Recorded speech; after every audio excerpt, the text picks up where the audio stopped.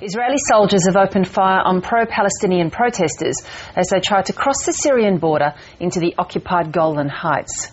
Syrian state TV is reporting that 18 people have been killed and more than 200 wounded. Israel had vowed to prevent a repeat of a similar march last month in which hundreds of people had managed to breach the border fence.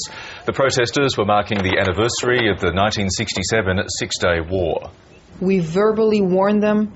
We shot warning shots into the air. When this failed, we had to direct some fire to their feet in order to try and protect our fence. We say on this day that our lands were occupied in 1967, that the land is ours, Jerusalem is ours, and God is with us. We say also Palestine is for us. We won't give it up. That's our right.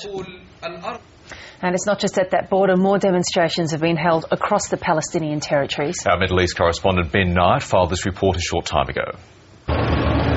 Well, this is Calandia Crossing. This is the main crossing between Jerusalem on this side and the West Bank city of Ramallah on the other. And it's clearly operating, but this is about as quiet as you will ever seen it because it really has been locked down, as has basically the entire West Bank and the northern part of the country as well. The reason? Because today is the anniversary of the beginning of the 1967 Six-Day War. And that, of course, was the time when the Arab armies were defeated in 6 days by Israel and when Israel captured what is now known as the West Bank and also the Gaza Strip and the Golan Heights. So what's happening today is, you could say, possibly it's part of the Arab uprising, possibly it's been inspired by it, but you have groups of Palestinians who are marching on the Israeli borders. It's happening on the Syrian border and also just on the other side of this crossing here. Now, we're not allowed to go in there at the moment. As I say, this has been locked down. Only people who actually live there are going through. But what's being reported is that there are up to a couple of hundred people on the other side who have been trying to march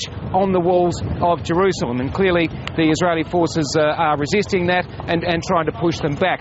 So this is a day, interestingly, that has never really been on what you might like to call the protest calendar in this part of the world. People here mark Nakba Day, what they call a catastrophe, but that's the anniversary of the 1948 war, or the 1948 United Nations resolution that created Israel in the first place. The anniversary of the Six-Day War, where the Arabs lost the West Bank and Gaza, has never really been something that's been marked, but that is starting to change. And again, possibly you could say it's been inspired by what's going on in the Arab countries that surround us.